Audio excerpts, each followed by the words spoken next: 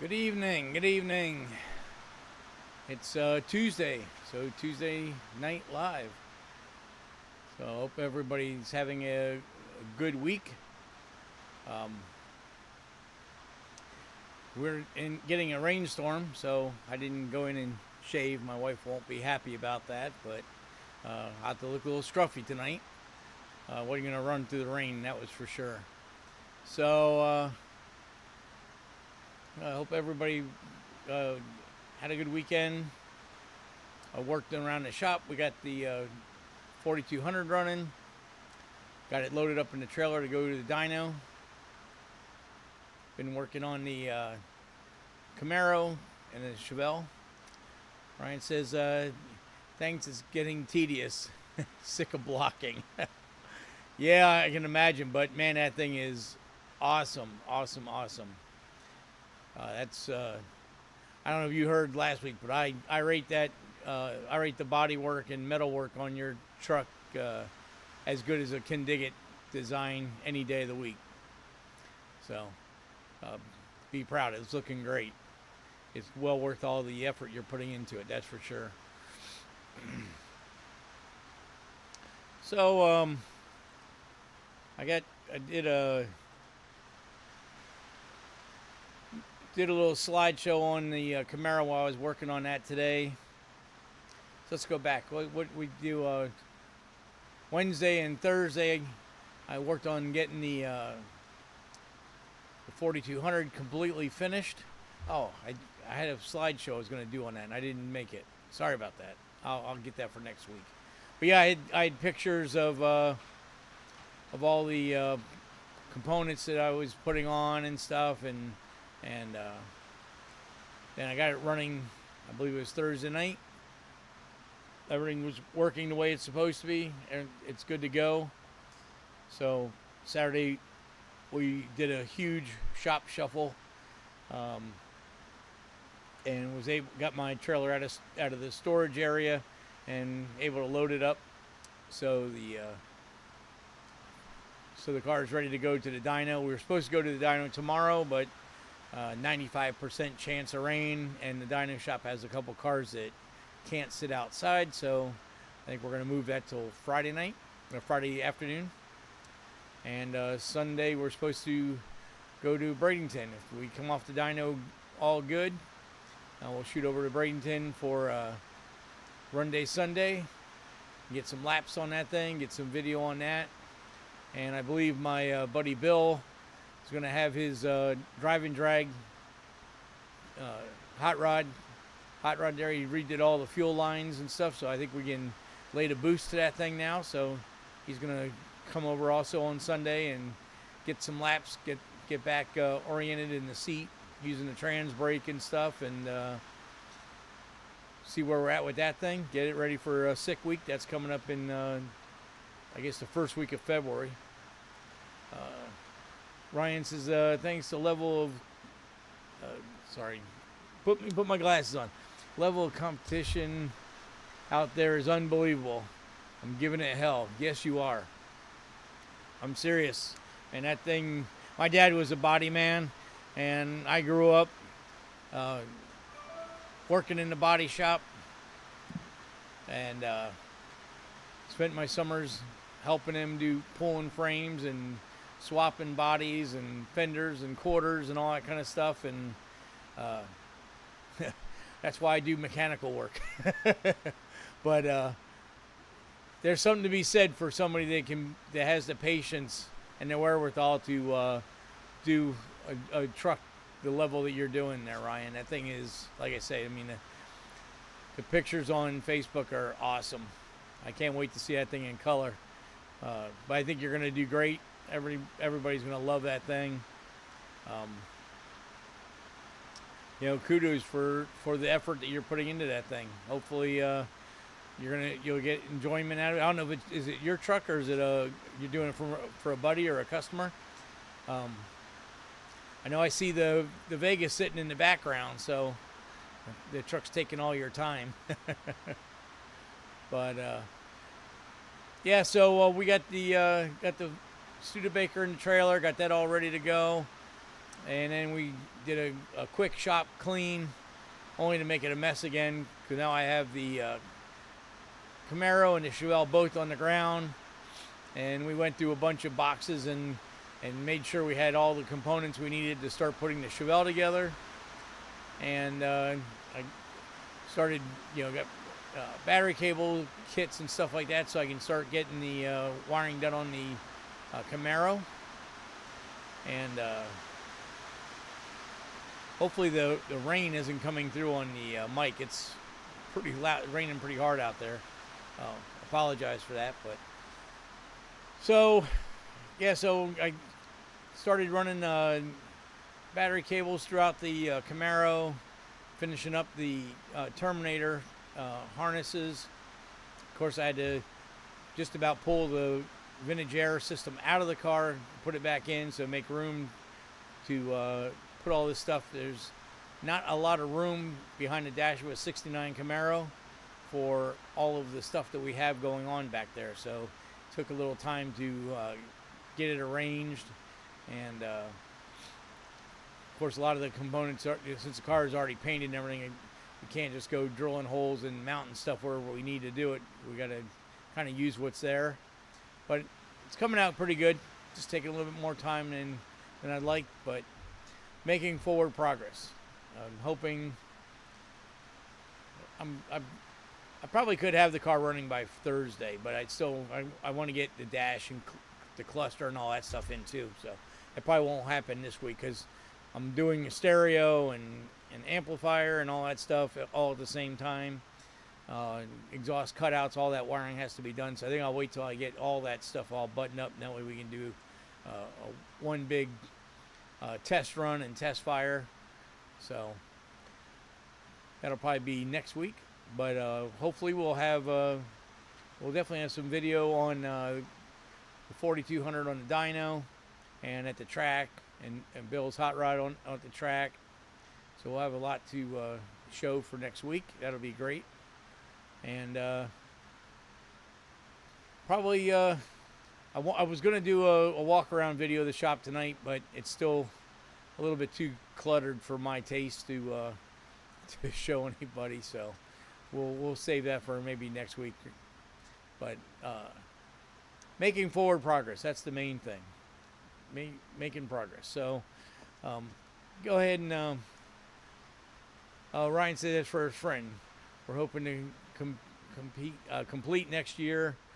Thankfully, I'm getting help in the chassis and mechanical this time. Awesome. Yeah, that'll definitely help out. So you don't have to do everything. It definitely takes a lot of time. I can attest to that being a one-man shop. It's definitely takes a lot of time, and when you have multiple projects going on. So right now we've got the 4200 finishing up, dynoing and finishing up the tuning on that. The Camaro build, obviously, we were just talking about that, which is, complete, well, not complete wiring, just fix the wiring that's there, relocate the battery, clean all the wiring out from under the hood, Terminator X Max, so engine and transmission management, and then all the other components we've added in a stereo and stuff like that. And then when we get that completed, we move on to the '69 Chevelle, which that one is a complete wiring job. Electric windows, electric door locks, remote activation system, Terminator X Max, engine and trans management. That one's getting a stereo along with an amp and a subwoofer with its own amp. Battery relocation to the trunk, air conditioning, multicolor LED headlights. What else are we putting in that thing? Of course, both cars are getting Dakota Digital instrumentation. Chevelle's getting neutral safety, park neutral safety, all that. Yeah, so they're getting all that stuff. So get that one done. I still have a 4.4 liter AMC engine, turbo engine I got to assemble. That's going in my buddy Bert's Gremlin. And we got Scott's 8.1 liter and Allison going in the 77 C60 vintage race car hauler. And sometime I got to fit my own projects in there. So, yeah, Ryan says, do your work by yourself as well. Yes, I do. I do have a couple buddies that come in on Saturday, and we'll rearrange the shop on Saturday, do a tool sweep, and maybe do a couple little projects on Saturday. Try to get ready for the following week. My buddy Chuck and Dave. Dave's the one that actually owns the '69 Chevelle, and my buddy Chuck owns the 383 LS turbo motor that I built for the channel a couple months ago. So that's another one that's in the back burner. When we get Dave's Chevelle out, then Chuck's OBS pickup truck will come in to get the engine trans put in, Terminator X Max, and all the hot and cold plumbing for the turbocharger system. So that'll be probably the beginning of next year. And then, of course, sometime I got to fit in the burnout car with the engine build for that and get back on the Vet Hawk. So clearly there's nothing to do around here. But all you can do is dig in and go. So that's what we try to do. So all right, let me show this little video I put together for the wiring on the Camaro. So here's the bulkhead battery stud that goes through the floor on the Camaro, because I run the battery cables through the inside of the car. And as you can see with those kind of rubber connectors, they don't fit very good. So here's my tech tip for tonight. I pull that connector apart, and I use a AN washer underneath the grommet. There's the AN washer, and what that does is it picks the eyelet off of the base so that the boot fits correctly. That's the only reason I put it there, just so when you look at the connector, the boot fits properly and it makes sense. So put the whole thing back together, and I put that in so it comes out where the front body mount is on the firewall, so you don't see it coming out of the firewall. So there it is with the AN washer. Now you can see the boot sits on there properly. It's not like panicked or anything, and it just makes the job look like it was done correctly, as we try to do. So that's a little tech tip there. But I went ahead and built this mount for the Terminator. That's going to mount the Terminator to the Camaro. So I found there was a bracket under the dash for where the center speaker would go, and so that's where the Terminator is now going to reside. Nice thing about that is on Terminators they have LEDs or LCDs on the back of the ECU, so that you can do quick diagnostics. And with the ECU mounted on where that speaker bracket goes, you'll be able to pull the center AC vent out. There's the hole for the center AC vent, and you'll be able to take a look at the LEDs or LCDs if you have a problem. And then it can just kind of push up out of the way when the AC vent goes back in. So kind of a nice place to put it. There's the under view. You can see the bracket where it's bolted down, and that just kind of makes it clean. And still have to, there's a couple wires there, still have to get a sheath put in them, but kind of get where I'm going with that. So that's just where I was able to get some pictures while I was putting the car together this week. I really like putting the battery cables through the inside of the car. That way when you look underneath the car, you don't see a red battery cable, and you don't have to worry about things hitting the battery cables from being messed up or anything. And just nice and clean doing that way, especially putting the battery in the trunk. And I didn't get pictures of that, but this car on the Camaro and the Chevelle also, I put the battery on the side of the trunk up in the quarter panel, and I use a Moroso battery box that it's sealed, so you don't have to worry about acid fumes coming out of it. It's got vents outside the car, but you can't get the battery out of the tray. So I built a bracket, and I mount studs in the body so that you can pull the whole box assembly out from it under the quarter panel, and then access the battery to replace it or whatever. And I usually will put a power terminal underneath the car, so if you wanted to charge the battery, instead of having to do all that work, you can just connect the battery charger to the power lug and to the chassis frame, and you can charge the battery that way. So it makes it nice and easy, and you don't have to disassemble the car. Appreciate that, Ryan. Yeah, I think I try to make it look clean. I mean, I'm doing mechanical stuff, but we're in the same boat. We're trying to make it look clean and thought out, and it's just the person is paying money to have this stuff done. So you want them to look at it and say, "Wow, nice job." And most of this they won't ever even see, but we just try to think ahead, plan out what we're doing, and make it all work and make sense. So when I get to the Chevelle, that one I'm going to do a whole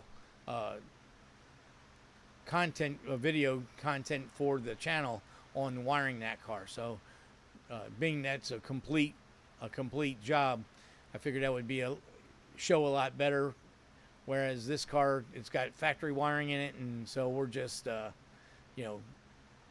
adding the stuff in that we're using, but the factory harnesses are already in there, and they are what they are. They're kind of a mess. So it'll be a whole lot easier to show a complete job that's completely thought out. Hopefully I'll use my brain and think it out. But we'll go over, like I was saying in a past show. I use a spreadsheet and kind of lay out where all the components go and what color wires they're going to be, and that way you kind of got a road map for down the road for repair. And it just makes more sense as you're laying out the harness, because once you get the road map done, then what I usually will do, if the car is on a lift, I'll go ahead and lay it out underneath. Otherwise, I'll get a sheet of plywood, and I'll put the wiring on a sheet of plywood and put screws in the wood as pins to see where all the harness is going to break away and stuff. And with that list, you'll be able to make sense of how the system will be routed. See, Steve's on. Hey, Steve, how you doing? Glad you could come in tonight. So that's where we're at with the Camaro. Getting close to getting that thing fired. Got just a little bit more. I mean, the fuel injection system is done now. All I have to do is hook up key-on power and tack wire to the Dakota Digital, and that portion of it is finished. So I just have to run some battery cables, finish up that, and I'm going to go ahead and I got to get the stereo stuff all wired before I put the dash cluster back in, so it's all organized, and it'll make sense. So that's what we worked on this week. Can't wait to get this Studebaker done. That's kind of been holding up the NASCAR Taurus. So if I get that thing done this weekend and delivered, then next week I'll be able to go pick up the Taurus. Not that I have time to work on it yet, but I just like to get it in my possession. I got to do some more work as far as I got to sand one of the roll bars in the car to try to find some more chassis numbers on it. I have found a manufacturer chassis number from Laughlin Racing Products from where they built the chassis, but I need to find the stamping in the main cage of what car number it was originally, and maybe a team number and stuff like that. On Facebook, going to a couple different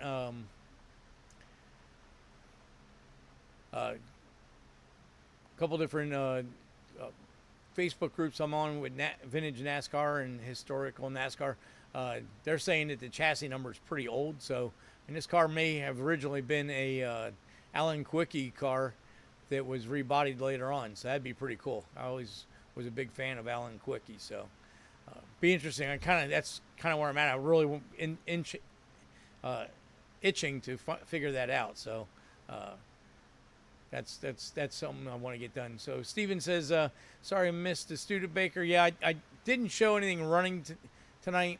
I got it running Thursday night, and it was already dark out, and I didn't want to drive the neighborhood crazy, so I just let it idle for 15 minutes to get temperature, make sure I had no leaks and all that stuff, and then we went ahead and put it in the trailer. So we'll have a running video next week. I'll have running on the dyno, and then of course Sunday we're going to go to the track. So if no issues arise, that's what we'll be showing on the channel on the live show next week. Will be I did have a slideshow that I didn't finish putting together tonight, but that was just basically bolting the components on the engine. It didn't have the engine running, so you didn't miss that, Stephen. But I'm glad you're interested in what's going on with that thing. I can't wait to get that out to the track along with Leo and Terry, the owners of the car. We are really pumped to get this thing to put a number on. Obviously, this Sunday, I doubt we're gonna shoot for a big or a small ET number, a big mile per hour number. We just want to make sure we're all good and the tuning's good, and the track is only open from 10 till 3, so we don't have a whole lot of time to make a bunch of runs. We probably can get 4 runs in, and that'll be about it. Stevens is nice. I'm mocking up triple disc on my 4200 tonight. Oh wow, that's cool. A triple disc. So you're gonna putting a triple disc on. I guess you're planning on making some big power with yours. Be interesting to see what you got going on there.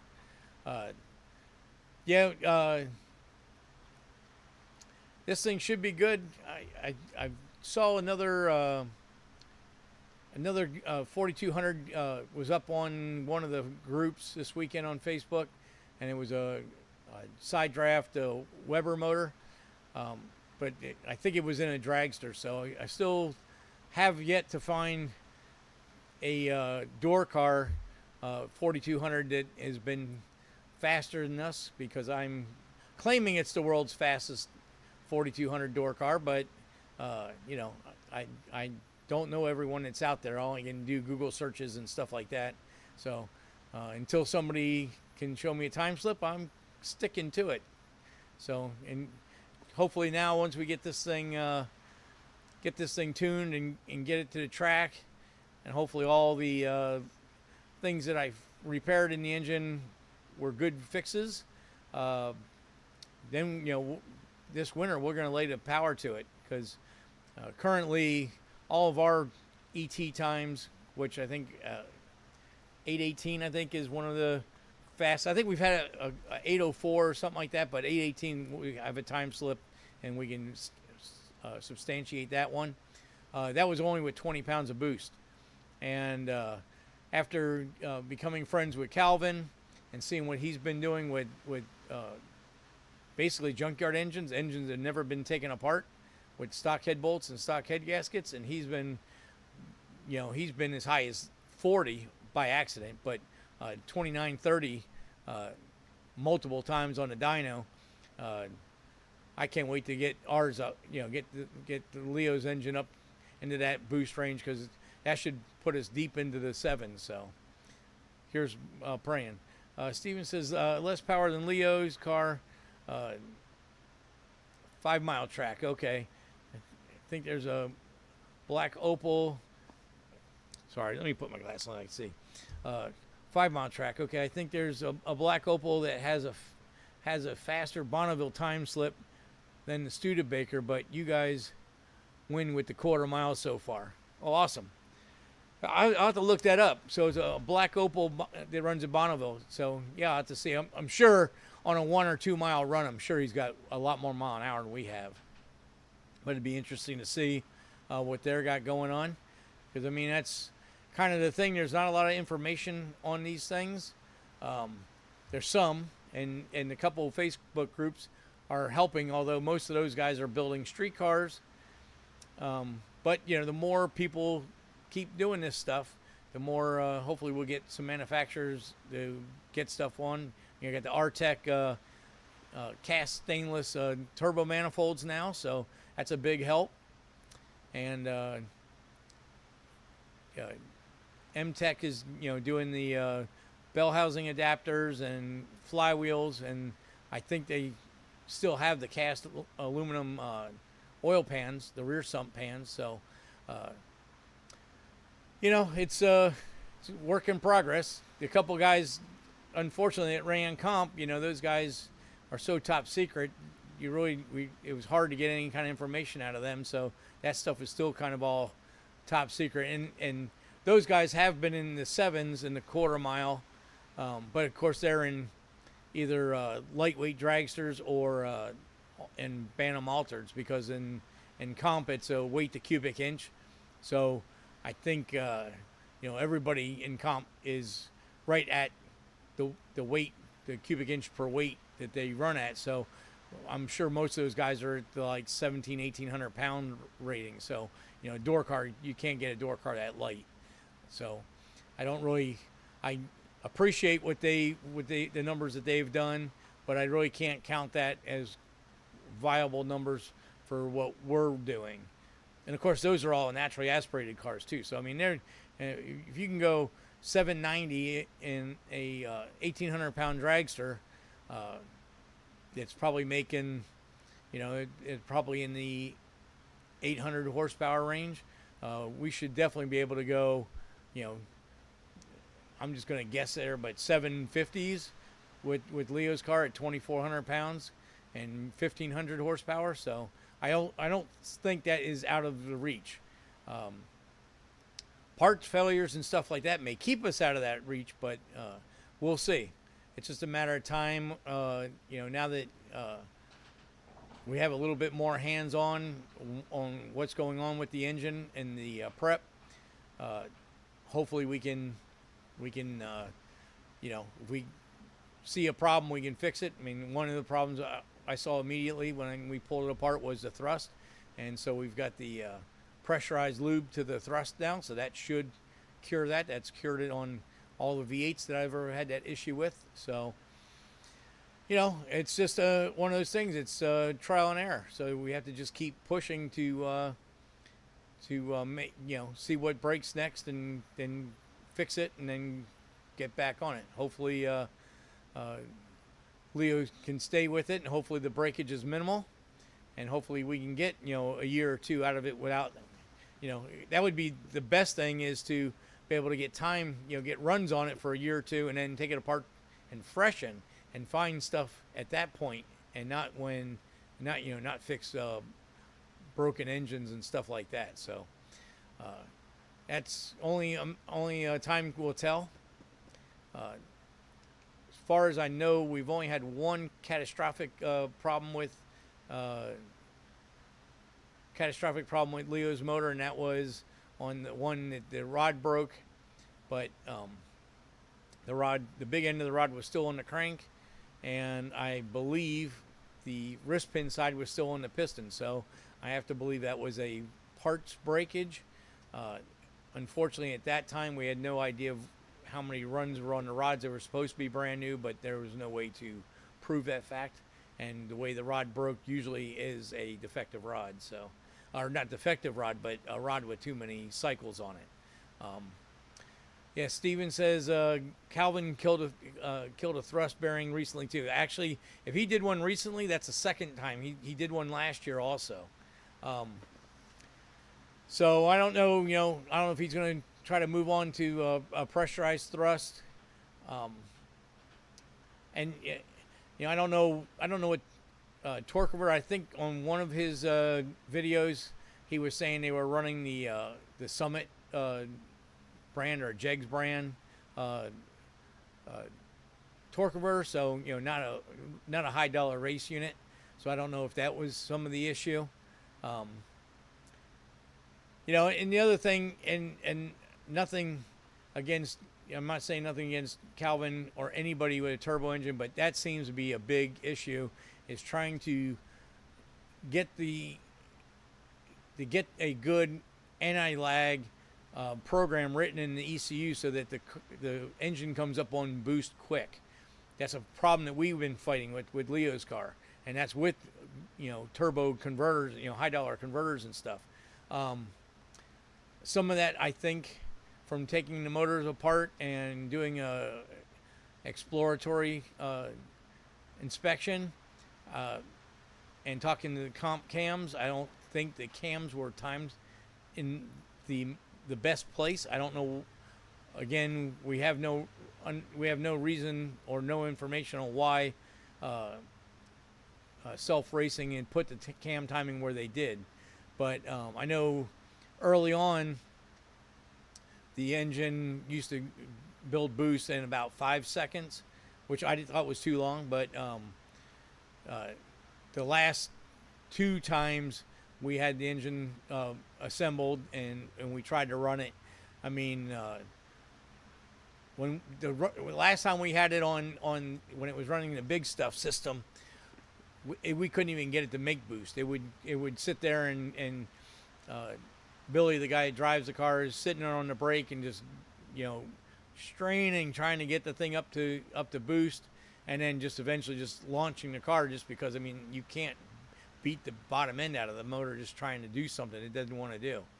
So hopefully with guidance from the guys up at Comp and and everything, massaged and everything, hopefully, and also I'm building a anti-lag tune in the Holly. So with all that, hopefully we're going to solve that problem and get it to get up in the boost in 3 to 4 seconds. I'd love it if we could do it in 3 seconds. I think that would be a miracle cure for the thrust bearing. So, see, Chris Schultz is in. What's up, man? I texted you this morning. I got confirmation the dry shaft will be delivered tomorrow. So you'll be hopefully got the rest of the car ready to go, and you can get that bad boy Nova back out on the streets. But so yeah, so that's the long and the short of where we're at with the Studebaker. I mean, hopefully we can get this thing coming alive. That's the big thing, and we'll know a lot on Sunday. Between because when I dyno it on I was supposed to dyno it tomorrow, but with the rain, it can't. The dyno shop can't empty the shop out to get us on the dyno because of the rain. So we're going to shoot for Friday, because only 20% chance of rain on Friday. And when we run it on the dyno there, basically I'm just going to be working on the main fuel map, because to get more tunability into it, I scaled the map, which then changed all the tuning parameters. So I used my own method, moved all the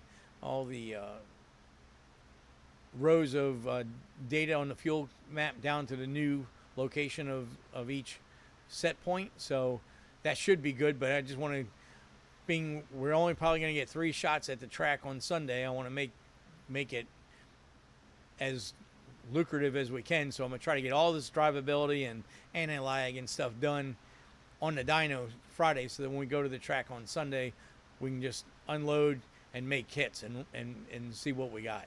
So that'll like I said, so that's going to show us a lot. So we'll have good information on the live next Tuesday. Obviously, I'll make I'm putting together a video on the engine reassembly in the car and all that. But you guys on the live get to see everything before anybody else does. So it won't be the full video, but at least you guys will get to see a lot of the information before anybody else does. One of the keys or benefits of coming on the live show. So I really appreciate you guys coming on all the time. We got a lot. Let me rephrase that. I've got a handful of guys that are here pretty much every week. So I really appreciate it, because I'm glad you guys find my ramblings on entertaining. So, but it's good. We all get to share some information and stuff. Chris says the volume's a little low. Okay, let me see. I can help you out there. Oh, yes it is. Is that any better? I don't know why this freaking OBS software. Yeah, it should be better now. I thought I changed all that information before we went live, but I just opened it up and it had reset. So the volume should be much better now. And I'm sorry if you guys had adjusted your volume before and now I'm blaring, so I apologize. Okay, Chris says volume's better yet. Great, thanks. So yeah, so the getting the wiring done, moving back onto the Camaro. We're getting that thing close to completion. We're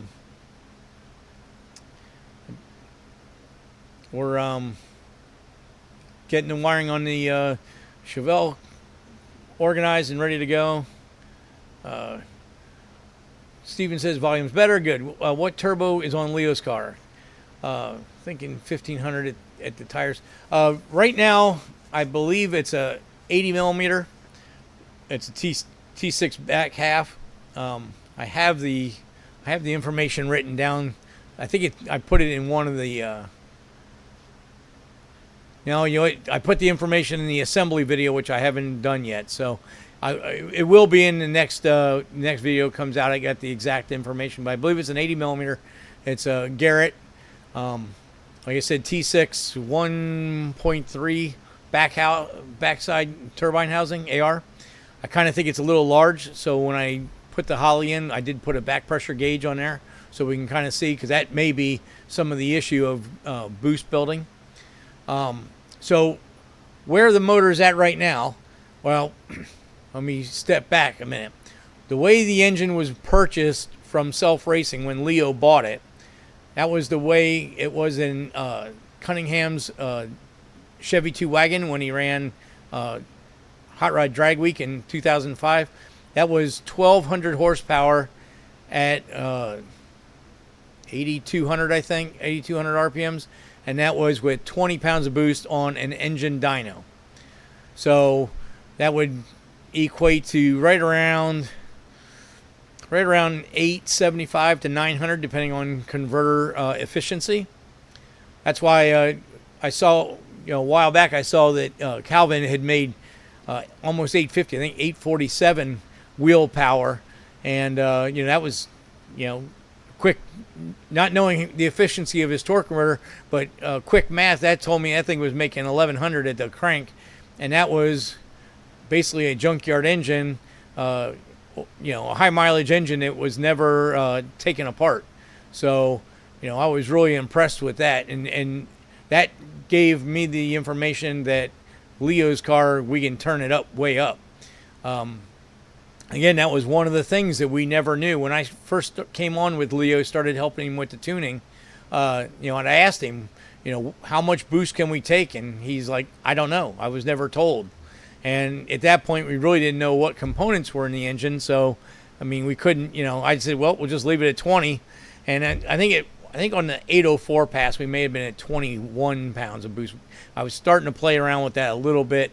And then we started having data log issues with the big stuff and race pack. And that's when we stopped and I rewired the car with the Holly and got rid of all the other components. Now Holly does everything. Does the data log, does trans brake, does bump, does all the sensor reading, and it handles everything. So now that we can get good data logs out of it, that's gonna show us a lot. But with ARP head studs, wire lock, or firings, or whatever you want to call the wire lock in the cylinder block with the receiver groove in the cylinder head and a copper head gasket. The motor should be, at least the head gasket sealing. Oh, and the motor's been made of dry deck. So with all those components, theoretically the motor should be good for 40-45 psi. Now, we don't know about block shift, head shift. We don't know how much the crankshaft can take, and I mean the Bill Miller small block Chevy connecting rod should not be an issue, and the JE turbo pistons should not be an issue. So those components should be fine, but it's definitely going to be how far we can push this crankshaft. And remember, one caveat is that crankshaft was the rod journals were turned down to 2-inch. So there's been some massive crankshaft modifications done that may lower how far we can push this thing. But you know, that being said, we're gonna creep up on it and see where we can go. I definitely want to get the motor to 30 pounds of boost. I don't think there's any reason why we can't go to 30 pounds of boost. If Calvin was able to do it with stock connecting rods and stock hyper ejected pistons with no ring gaps redone, you know, and the motor out of his wagon, he did have a teardown video, and then even he didn't show the bearings being mic'd, but he said the bearings didn't show any detonation or sign of flattening, and obviously the connecting rods and the pistons were still in good pieces. So I think he did break a ringland out of the piston, was the reason they eventually took the motor out of the car. But I mean, they put that car through hell, and that is the engine that on one of the runs the boost controller didn't work, and it went to 40 plus PSI before he was able to jump out of the throttle on the dyno. So I mean, that motor definitely saw its share of working or workout. So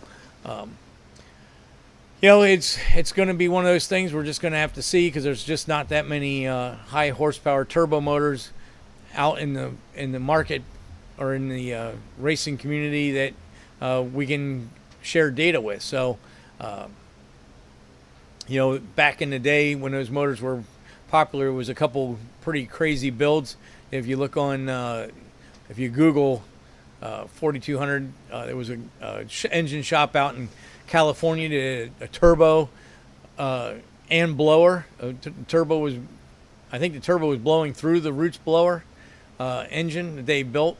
They never gave too much horsepower numbers, but it was supposed to be some big special project that they did.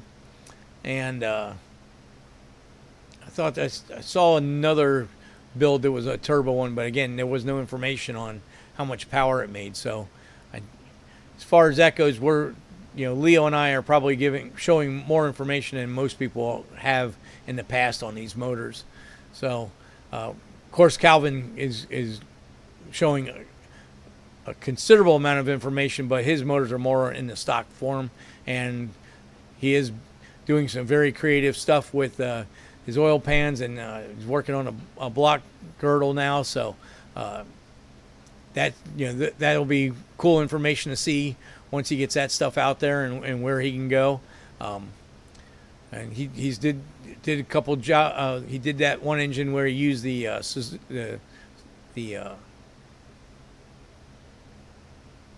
Subaru piston, and he used I think a Mullinex connecting rod. So I don't know if he's did any torture tests on that motor and tore it back apart yet to see where he's at, but it'd be interesting to see when he does do that, what he finds. And same with us. You know, we'll get some runs on this thing, get some time on it, and then hopefully at some point we'll take it apart for just an inspection and freshen up rather than fixing blown up parts. So fingers crossed that's what we run into, and not any parts failures, so we can see. I know one of the things that Leo and I both talked about is we'd like to get a crankshaft with larger rod journals in the motor, and probably a steel rod motor rather than the aluminum rods, just because I don't think we need it. So be interesting to see where we go with that in the future. Steven says, I appreciate all the 4200 info. I think these have a bunch of potential. Definitely. And it's cool that even Ryan, who him and I met through the H group, through the Vega groups, that he's even thinking about doing a 4200. So there's a lot of people out there getting into the 4200 scene, even though they're not produced anymore. But I mean, they made millions of those trucks, so the motors are out there. And I think we talked about it last show. I found that motor out in Utah that was a brand new GM crate engine, and I did purchase that motor, and I believe a buddy of mine's going to pick it up next Saturday.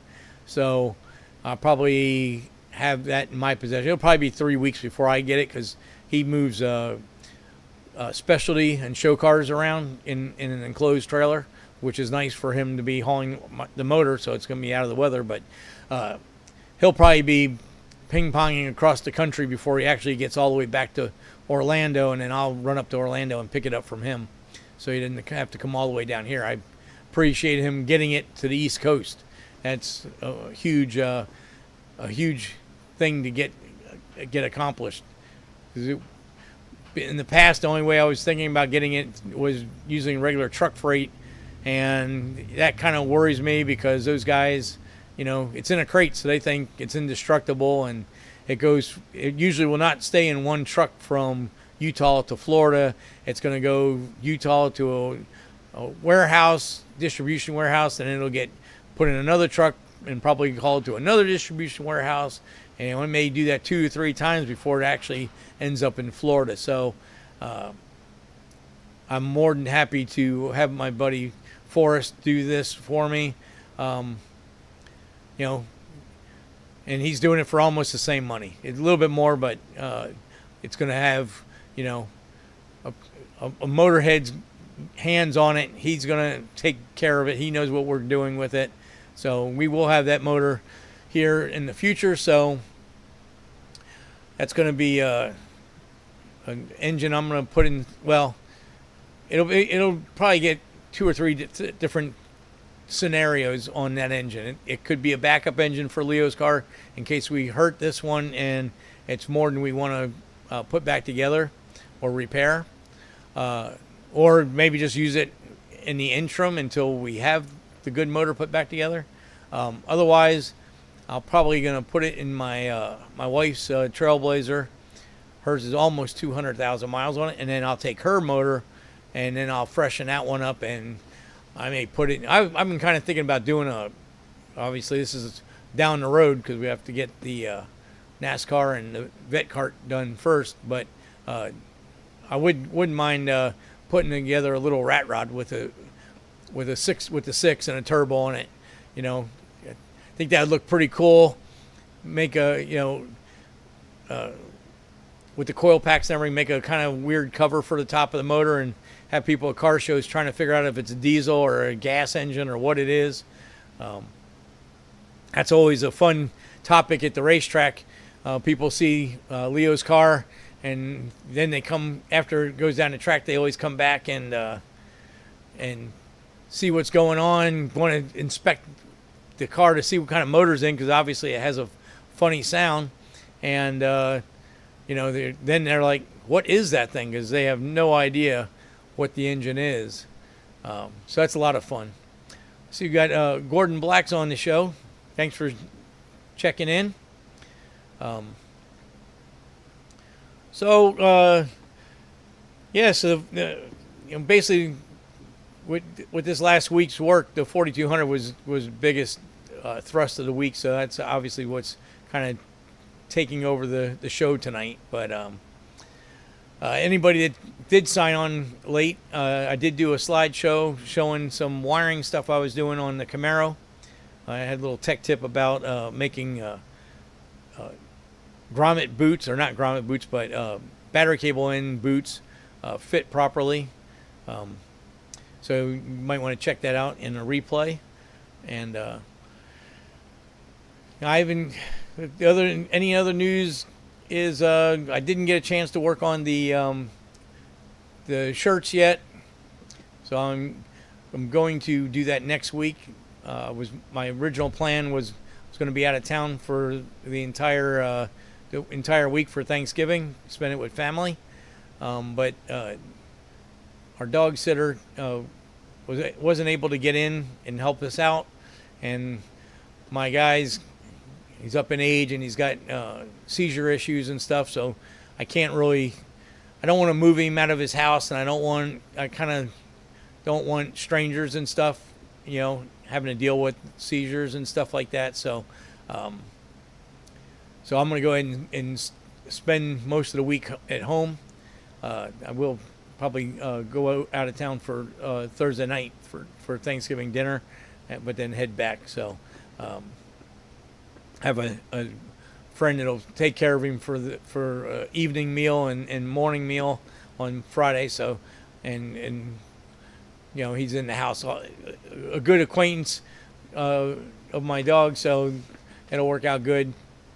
He'll recognize the person, and it won't freak him out.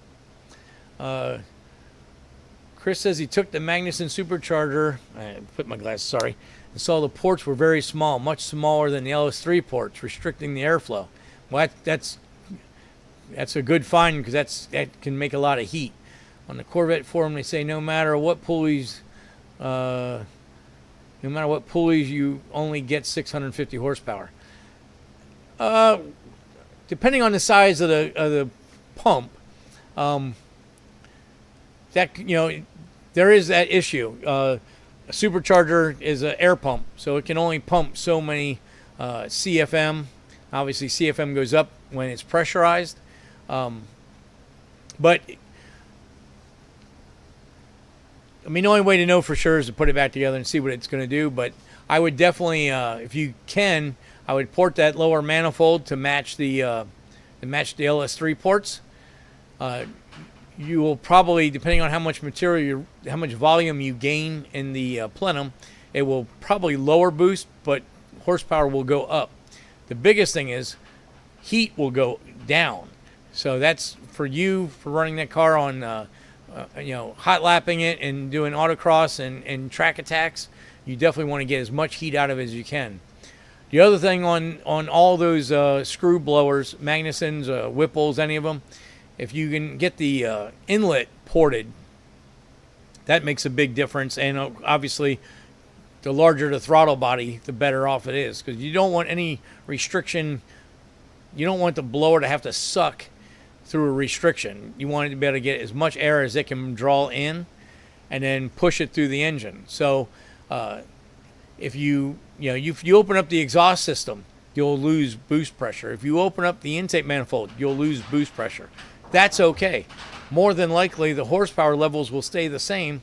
It'll just be a lot less restriction, and the restriction raises boost PSI, which makes heat. So the more free flowing you can make it, the better it's going to be. So I would definitely look into getting that thing ported. I don't know if Rich, right? Rich is your buddy. I'm sorry, I can't remember his name. Nick. Oh my God, sorry, Nick. But yeah, I don't know if Nick has the equipment to do the gasket match. If not, I can give you a name of a couple of places that can do it, and that will make a big difference. That will make a big difference. Just like we were talking about oil pressure last week, boost pressure is the same kind of thing. It takes restriction to make boost. So the more freer flowing you can go, yes, the boost numbers on a blower, because it's still turning the same RPM unless you change the pulley. The boost numbers will go down, but the horsepower numbers will go up. Obviously, on a turbo, it works a little different because you can just turn the turbo harder. But that's that's the way it goes. Mike Fabian's on. Hey Mike. He says, hey George, first time live, been home in time to see the live. Great, glad to have you here. How are you loving North Florida life? Pictures on Facebook look pretty good. Oh, thanks. So, yeah, so that's the thing for Chris to work on. You need to get that intake ported, and then I don't remember what size throttle body you had on there, if you had a 90 or a 105, but you definitely should have a 102 or 105 at least on there. That's definitely going to help knock the heat out of it. Yeah, Central Florida, North Florida, actually, it's awesome. It looks awesome. I kind of too locked in, but I tell you, I saw a thread on Facebook this morning, and people were talking about how much the property taxes and car insurance and stuff is going up down here. I mean, they're definitely forcing everybody to reevaluate living in South Florida. It's crazy that your home insurance, homeowner's insurance, and car insurance can almost equal your mortgage payments. But, you know, it is what it is. It's the price we pay for living down here. You know, up in your area, Mike, it gets pretty cold. So, and I am thin-blooded, boy. Even 30s and 40s, I can't get warm. So, I guess I'm gonna end up having to just stick it out down here. We'll see. But, you know, I got so many customers down here. I'd hate to have to pull stakes and start all over up north. Although a lot of my customers would probably travel. You're only, you know, 3-4 hours away. But I don't know. I don't know if I just not going to do it. Me too. I'm assuming you're saying you're thin-blooded too. But you did live in Georgia for a little while, so you've had a taste of that cold winters. But I know last week we were in Valdosta, and it's not even winter yet. And I mean, it's you know, sweatshirts at night and long sleeve shirts in the morning, and then in the middle of the day you're stripping it all off to a t-shirt and then putting it all back on at night. Yeah, you're right. It's a couple of months of it, and then you got a couple of months of good weather in between, and then only a little bit of heat. So, you know, you know, no matter where you live, there's always good and bads. So, I'm glad you guys are good up there, and I see Dave up there all the time, all ball, and all you guys, all the car shows up there. I'll have to try to get up there maybe this spring, hit a couple of your big car shows or something. I was hoping to make the Turkey Rod Run this year, but I don't think I'm going to be able to get up there. So, but you know, we'll see how it goes. It's all good. I got plenty of work to do. I really shouldn't be going anywhere doing anything except for getting some of these jobs done so I can get back to the Vet Hawk. That should be my main thrust, getting back to that car, but obviously it's going to be a little bit. I'm going to try to, once we get the Chevelle done and we start rotating some of the cars here, I'm going to try to get some time in between on it and get a little bit of stuff here and there done. You know, I could get if I could get the roll bar tubing ordered for that thing, I could get a lot of that done.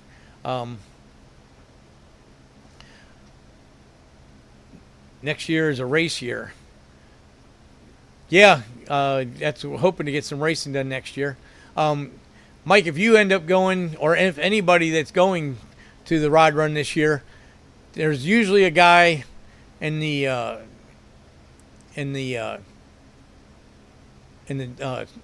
swap meet that I think they're in Tampa or somewhere in that area. They do car dipping. They dip the cars and get all the rust and paint and body work and all that stuff off the bodies. If anybody is at the Rod Run and they can grab a business card or grab a number from that guy, because I'm thinking now that being the Vet Hawk job isn't going to be finished by next summer, I'd like to get that body dipped.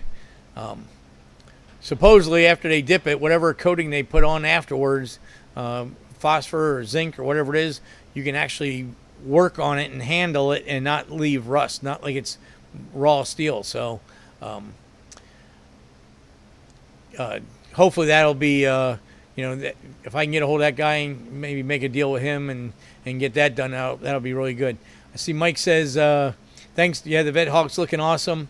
He says, I tagged you with Facebook with the wide body kit. Yeah, that wide body kit that's on the marketplace is the Mirage kit. That is actually the kind of wide body that GM put on their cars to sell in homage of the IMSA cars. So the wide body kit I actually have my kit already. It's actually IMSA GT race car wide body kit. So it's actually, I think the rear fenders are 3.5 inches wider than the original fenders, and the fronts are about 2.5 inches. So that's the whole goal of that is I'm going to build that car with 315 18s all the way around it. Yeah, Mike, that one on Facebook is a factory wide body. That only moves the quarter panels out maybe an inch past the original one. So it's a good kit, and it's a really good buy for somebody who has a Monza that wants to keep it, a street car, or wants to build a Mirage clone car. Stuff's hard to come across. But my car being on the Vet chassis, I wouldn't be able to get the 11-inch wide rims on the car without moving them inward more, and that's the whole thing. I'm trying to get it to be wider, trying to get a wide track, like the old Pontiac commercials, wide track. Because that's going to make it a really good handling car for autocross and track attack. So I've got Chris got me two 315 tires, and I've been talking to leaving messages on a couple guys on the some of the autocross forums here in Florida. There's two guys that have got some 315s they're wanting to get rid of. So working on those, because a couple of things I can do, even though I'm not working on the car, I can go ahead and get my wheels ordered. Then I can get the 315s on the car, so that'll do a lot for getting how much sheet metal I have to remove and building the tubs for the rear quarters and all that stuff. So even though I might not be able to jump on the car full time, getting some of this stuff organized in the background will allow me to keep moving forward on the project. Like I said, I'd like to put an order in for either chromoly or for Delco R8 tubing. So next time I get the car in the shop, I can go ahead and build the roll cage and put all the floor beams in, because I've got the seats now, so I can place the seats in the car, make sure they fit properly, and that'll help me decide if I'm going to be able to have a flat bottom, or if I have to put a step in the floor for the seats. Chris, set ride height. I've got a baseline on the ride height set already, and all I did there was I took the shocks and took the monoleaf springs out, and I built a strut to sit where the shocks go, and I basically set the car for all the suspension links to be parallel to the ground. So that's my starting point of ride height. I think that puts the front subframe of the Corvette chassis at 5.5 inches off the ground. So obviously I can always go a little bit farther down, but with it set level like that, I can go ahead and do roll centers, figure out where the roll center heights are, and that'll tell me a lot of whether I want to lower the car more or less. A couple other things I can do is change the ball joints in the lower control arms and put tall joints in, which will move the spindles. Ryan said just seeing the wheels on the Vet Hawk will get you going. You are exactly right. When you started posting pictures of your Vega with the wheels on it, that got me going for your car. I was already like, yeah, look at that. So those are all going to be things that will help push the project along, even if I'm not working on it full time. If I can put a weekend here and a weekend there on it, hopefully getting the Camaro and the Chevelle out of the shop. Those are the only two full car builds I have on the agenda for 2024 so far. So I'm hoping to keep the workload a lot lighter. I've got a couple EFI jobs to do at the beginning of the year. Of course, Chuck's truck with the hot side and cold side will be a little bit of a project, but it's not a complete car build. So if I can stay kind of off those, that'll help give me some more weekends and stuff that I can work on that thing. Ryan says I set the Vega up neutral as well. Yeah, I think that's a really good starting spot. The Vet guys, I've seen on the Corvette autocross road racing forums that they are going to an A-arm that's going uphill to the wheel.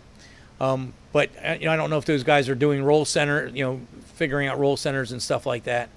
And being that I'm still in construction phase, I can always relocate the upper control arms and stuff like that. So, getting it ride height, getting the proper wheels on there is gonna set up a lot of information to move forward on. So right now, the only thing I could really do to the car right now is set the motor and transmission in and start working on the floor pan.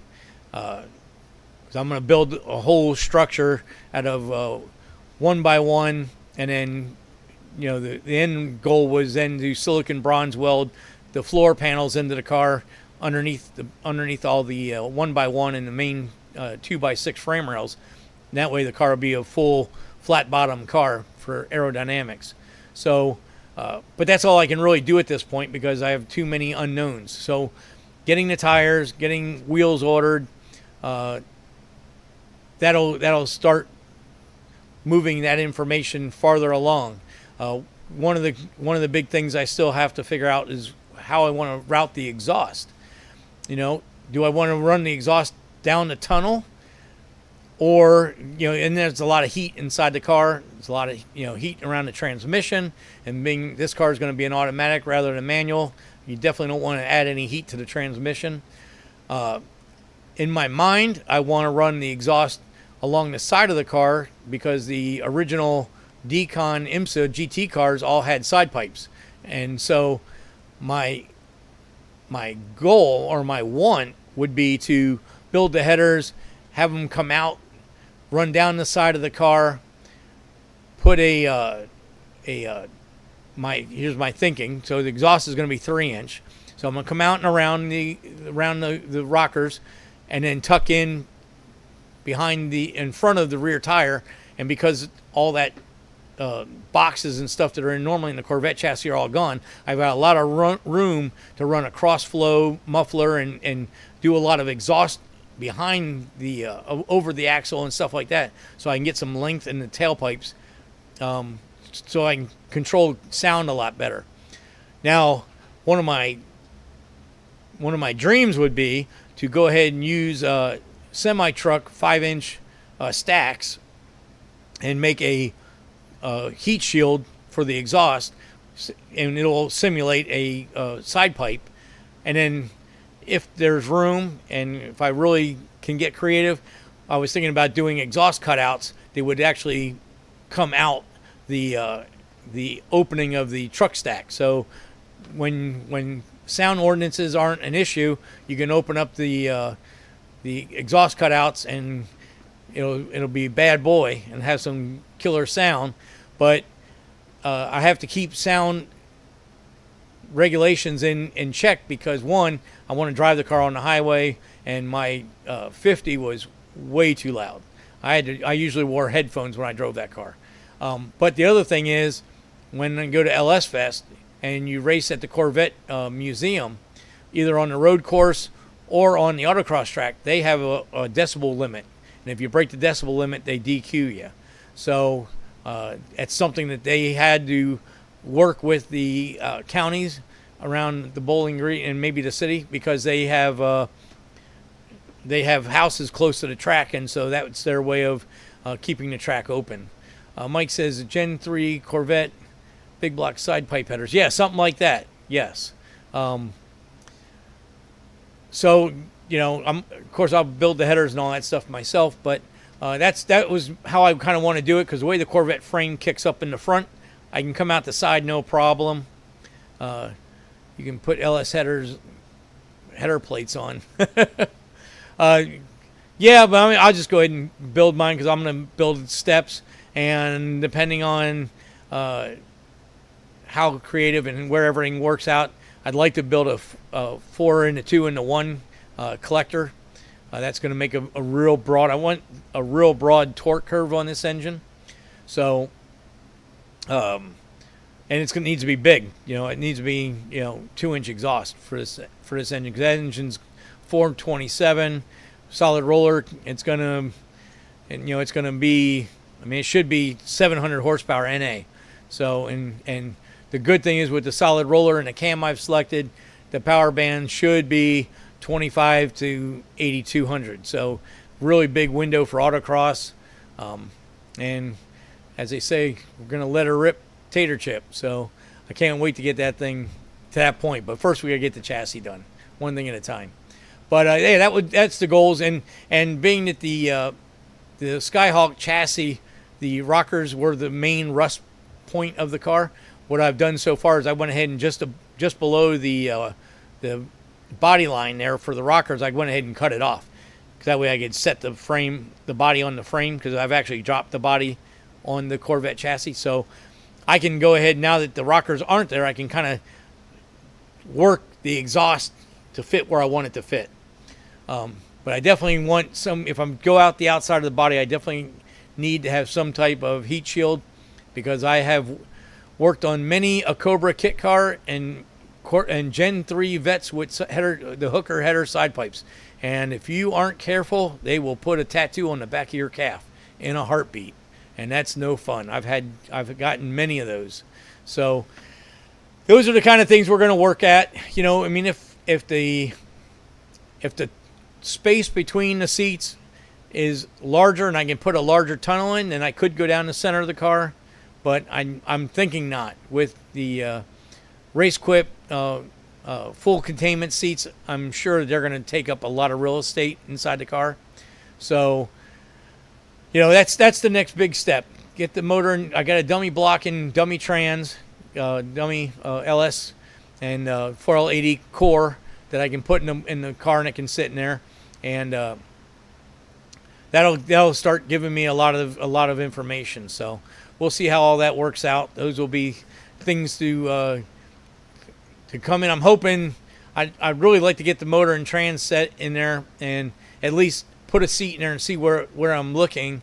If all my envisions that I have right now are correct, I'd like to do that in the next couple weeks, and then I'd be able to finish part 2 of the build, and then that'll give me a lot of information where I can go to next. That'll, you know, if everything fits the way I'm thinking, then I can go ahead and a couple different things. One is I can drop the body lower on the frame if my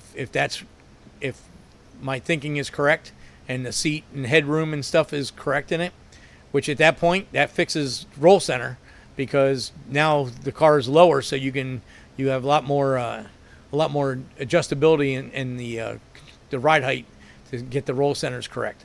But nevertheless, what's the engine setback? It's pretty good because I'm using the stock Corvette position. So taking a tape measure and measuring it, it looks like the bell housing will be 2.5 inches past the cowl. So on the stock Vega, you're basically talking about a 4-inch setback from what I've measured, measuring Scott's Vega and measuring my Monza and figuring out, you know, where everything sits. So it will be, you know, the valve covers and stuff will be just tucked underneath the cowl, maybe an inch or so. So it shouldn't be terrible to work on. Hopefully the PTR carbon manifold I want to run will fit without having to cut too much of the cowl out, because I would really hope to put a flat hood with a IMSA bubble on it rather than putting a cowl induction hood on it. Not that the cowl induction hood wouldn't look good, but it would be better with a Sunoco bubble or just a IMSA bubble over the intake. And hopefully with the engine setback in the Corvette chassis, the engine won't be too tall in the thing. These are all things why I really need to get that engine sat in there, so I can put a set of heads on it and valve covers, and that'll tell me, you know, I can measure off the valley tray, and that'll tell me how high the engine sits, how high of an intake I can put on. You know, I could always put Edelbrock's got a intake that's similar to the Atomic MSD, so I mean, and they're very low manifold, so I could always put one of them on. Actually, the LS3 stock intake is kind of, on average, it's the best intake for the LS3. It's kind of funny that on LS7 and LS1, 2, and 6, aftermarket intakes flow more than the LS3, but the LS3 intake, GM really did their homework on that intake, and it actually is a very good intake. I talked to the guys at MSD, and I'm like, why didn't you make an atomic for the LS3? And he said, well, he did, and the stock intake was better. And so, and looking at a bunch of different, Richard Horner's done a bunch of dyno work with intake shootouts, and there's some other guys who've done some intake shootouts. You know, the LS3 intake isn't that bad, but the carbon PTR will make more horsepower, especially since my motor will rev to 8,500. It will make probably 20, 30 more horsepower up top. But the torque curve will be very similar to the LS3 stock one. So it just depends where it sits. That's going to tell me a lot of information what we're going to do. But again, not to keep saying it, but that's where I need to get that next step done on there, so that way I can start doing more planning and more parts ordering, and so that way when we do go back to the car, we can really get a lot of stuff done in a short amount of time. So that's kind of where I've been working with that. And in the meantime, we'll get the NASCAR Ford Taurus together, and that at least will give me a vehicle to drive. Go do some burnout contests. I can do some autocross with it. I'll have to get a set of wheels and tires for that. Still haven't made up my mind exactly what I'm going to put on it. But we're definitely put some 200 tread wear, and I've been kind of thinking about putting some the Aero makes a 17-inch wheel, so I could put Aero 17s on there with a tire, and it would kind of look like a late model NASCAR wheel, and but yet it would be legal for autocross. So we'll see. That the good thing about that car is all I have to do is put the engine in it, hook the exhaust up, put fuel to the carburetor, and it'll run. So that's not going to be that should be basically a 2-week job, and that car will be running, because I do have to assemble the engine. But that should go together pretty quickly, so that shouldn't throw all the other projects into a tizzy. It should be just a pretty quick cut and dry. You know, maybe over Christmas holiday or something, I'll do that, and that way I can keep all those other projects rolling along. So that's about all we got for the show tonight. You guys that came in late, if you watch on the live, I did a little thing on battery cables and mounting up a Terminator X and X Max in this 69 Camaro project we're working on. And you know, we talked about the in depth in the 4200, and we'll have a lot of video on the 4200 next week. We'll have a dyno video. Hopefully, dyno works out good on Friday, and we'll go to the track on Sunday, and we'll get track video. So, and then of course, with track, either with the dyno video or track video, I'll go into some Holley data logging stuff and tuning stuff. So we have a lot of stuff to go over next week. And Mike, you might not have been on the show earlier, but Bill Bolus is going to come over to the Bradenton test on Sunday too. So he's got his new fuel system done, so we're going to make some hits on his car and get him ready for a sick week. And hopefully everything goes good. So hopefully you guys have the rest of your hopefully the rest of your week is good. Go out and shop and get some stuff done too. I can't be the only one talking about projects, me and Ryan. But hopefully Chris is getting close on his Nova. Can't wait to get that thing back on the streets. And I think that's about it. It's a little after 8, so I think we had a pretty good show. And I just heard the rain came back, so now I'll have to run back into the house. So appreciate everybody coming on the live show. We'll get, hopefully we'll have some more information next week. If not next week, the following week on merch. Hopefully I have some shirt samples to show and stuff. So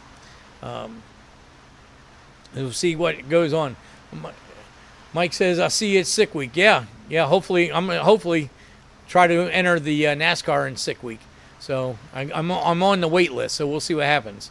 But fingers crossed. So anyway, with that, I think we're gonna go ahead and call it a night.